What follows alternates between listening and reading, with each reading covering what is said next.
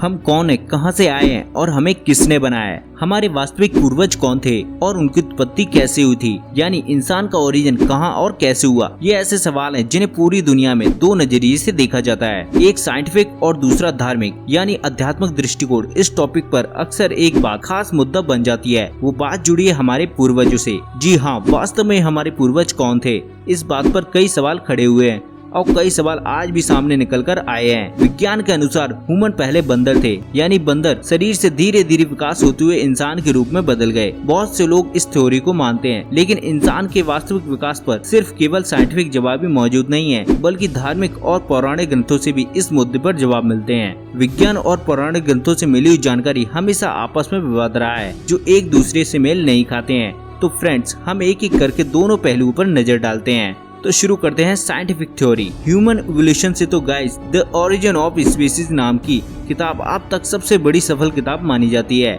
जिसको Charles Darwin ने लिखा है और अपने विचारों और अध्ययन के आधार पर पूरी दुनिया के सामने जाति की ग्रोथ के बारे में दुनिया को जानकारी दी। हालांकि हम इस किताब को पूरे 100% सही होने की पुष्टि नहीं कर रहे हैं, लेकिन ह्यूमन इवोल्यूशन थ्योरी क्या है।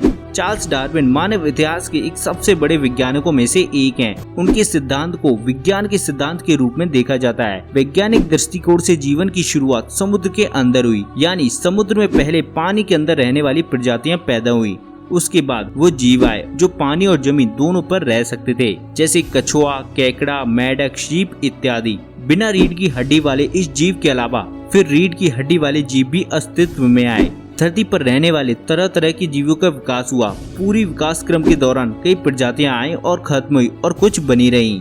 दोनों हाथों और पैरों पर चलने वाले जीवों के बाद विकास हुआ उन जीवों का जो अपने दोनों पैरों पर चलने वाले थे, जैसे कि इंसान। वैज्ञानिकों के आधार पर बंदर ही हमारे पूर्वज हैं, जो कि 4 पैरों से धीरे धीरे खड़े होकर 2 पैरों पर आए और सोचने समझने की शक्ति उनमें डेवलप होने लगी। इस डेवलपमेंट प्रोसेस में बंदर की पूंछ वक्त के साथ साथ खत्म हो गई और इसे नाम दिया गया होमो सेपियंस, और ये पाए गए अफ्रीका में करीब 3.5 लाख साल पहले, और यही मानव जीवन की शुरुआत हुई। वैज्ञानिक आधार पर इंसान की रीढ़ की हड्डी के अंतिम भाग पर उसके अवशेष अब भी मौजूद हैं। थ्योरी ऑफ इवोल्यूशन के भाग को अलग नजरिए से समझते हैं। इस सिद्धांत के अनुसार ये बात आज से करीब 3.5 अरब साल पुरानी है, जब विकास क्रम शुरू हुआ। शुरुआत हुई बैक्टीरिया से, जो सबसे पहले आया था। बैक्टीरिया से अमीबा तैयार हुआ। इसके बाद छोटे मोटे पेड़ पौधे का अस्तित्व सामने आया। फिर कीड़े मकोड़े और जानवर ने अपना आकार लेना शुरू किया। करीब 600 लाख साल पहले मैमल्स बने। उसके बाद पक्षी आए और मछली के साथ रेप्टाइल्स आए। फिर कुछ ऐसी स्पीसीज आई जो पानी के अंदर और बाहर रह सकती थी। फिर बारी आती है राइमेट्स की, जो करीब 70 मिलियन साल पहले बने। ये चूहे जैसे थे, जिनके साथ रिवोल्यूशन का क्रम आगे बढ़ा। और फिर राइमेट्स के अंदर बने 20 मिलियन साल पहले उन बंदरों से एप बने, और 8 मिलियन साल पहले गोरिल्ला आए, और फिर चिंपैंजी, और 1 लाख साल पहले धीरे धीरे इन्होंने अपने 2 पैरों पर खड़ा होना और चलना सीखा। वैज्ञानिकों ने जीव के अंदर पाए जाने वाले डीएनए के अंदर रिसर्च करके बताया कि डीएनए के रंग, रूप, आकार, प्रकार के बदलाव को डीएनए की मदद से देखा गया और पढ़ा जा सकता है। उनके अनुसार स्पीसीज की ग्रोथ जीव में पाए जाने वाले बदलाव से नहीं, बल्कि उनके एक्टिव या इनएक्टिव होने से है। इसी के चलते सिर्फ एक खास प्रकार के जीन को ह्यूमन जीन नहीं कहा जा सकता। इंसान के हर एक सेल में लगभग 21,000 जीन होते हैं और उतने ही चूहे में भी होते हैं। इसका मतलब ये हुआ कि नए स्पीसीज का विकास केवल एक्टिव और इनएक्टिव जीनों के बीच नए तोड़ जोड़ से हो रहा था। खैर, अब कहानी को एक बार जरा धार्मिक नजरिए से समझ लेते हैं। सभी धर्मों के पौराणिक ग्रंथों के इस पर क्या कहना है। सनातन धर्म, जिसे हिंदू धर्म के नाम से जाना जाता है, उसमें कहा गया है ब्रह्मा ने सृष्टि की रचना की और मनु और श्रद्धा को रचा, और वहीं से सारी सृष्टि और मानव जाति का विकास हुआ। उसी तरह one of the oldest religion यहूदी धर्म, ईसाई धर्म, इस्लाम धर्म में आदम और ईव को आदि पुरुष और आदि स्त्री माना जाता है। अगर इन सबको रिलेट करें तो सभी धर्मों में कॉमन बात यह है कि डार्विन की थ्योरी से बिल्कुल विपरीत है। मतलब कोई इंसान पहले बंदर या होमो सेपियंस नहीं था, वो सिर्फ ईश्वर द्वारा बनाए गए एक आदमी और औरत थे, जिसे हम मनु और श्रद्धा या एडम और ईव कहते हैं। और यही से मानव सभ्यता का विकास हुआ, जिसने पूरी मानव जाति का जन्म और संपूर्ण सामाजिक व्यवस्था का जन्म हुआ।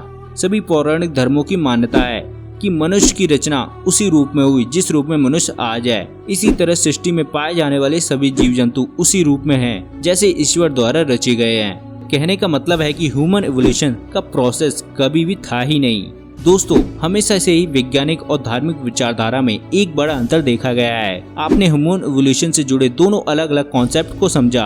100% किसी पर भी भरोसा करना एक व्यक्ति के लिए बहुत मुश्किल हो जाता है, लेकिन क्या आप इन दोनों थ्योरी के बाद 100% रिजल्ट तक पहुंच सकते हैं, जिसमें आपको एक साफ बात पता चल सके? आखिर आपके या हमारे पूर्वज कौन से रहे होंगे?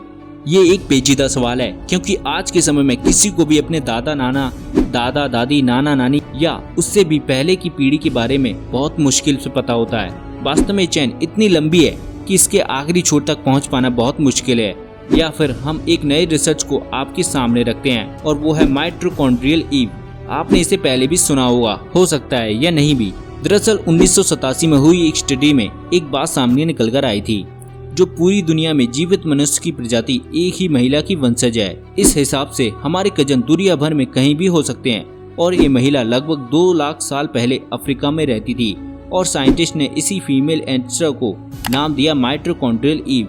इस स्टडी के अनुसार रिसर्चर ने आज के प्रमुख सभी नस्लीय समूह में से करीब 147 लोगों के माइटोकॉन्ड्रियल डीएनए को लिया, जिसकी जांच करके पता चला कि आजकल लोगों की वंशावली ह्यूमन फैमिली ट्री की 2 मेन ब्रांचेस में से एक में आती है। इन मेन ब्रांचेस में से एक है अफ्रीकन वंशावली। स्टडी में हैरान करने वाली बात यह निकली कि आज के समय में धरती का हर व्यक्ति एक मैन फीमेल एंसेस्टर से अपनी वंशावली लैनेज को ट्रेस कर सकता है। मानव वंशावली की एक पूरी शाखा अफ्रीकन ओरिजिन से जुड़ी हुई है। तो दोस्तों, एक स्टडी के अनुसार 2 लाख साल पहले अफ्रीका में रहने वाले माइटोकॉन्ड्रियल ईव को इंसान का कॉमन एंसेस्टर माना गया है। इस हिसाब से हर एक व्यक्ति कहीं न कहीं एक दूसरे से जुड़ा हुआ है, लेकिन किसी भी स्टडी या थ्योरी की प्रामाणिकता पर पूरा भरोसा करना बहुत मुश्किल है। तो दोस्तों, आप में से कौन से लोग कौन सी थ्योरी को मानते हैं, हमें कमेंट करके जरूर बताएं। और आशा करता हूं कि आपको इस वीडियो में कुछ नया सीखने को मिला होगा। और दोस्तों, वीडियो पसंद आए तो प्लीज वीडियो को लाइक करें, और यदि आप इस चैनल पर नए हो तो प्लीज चैनल को सब्सक्राइब जरूर कर लेना। मिलते हैं अपनी अगली वीडियो में और नए टॉपिक के साथ। तब तक के लिए आपका बहुत बहुत धन्यवाद।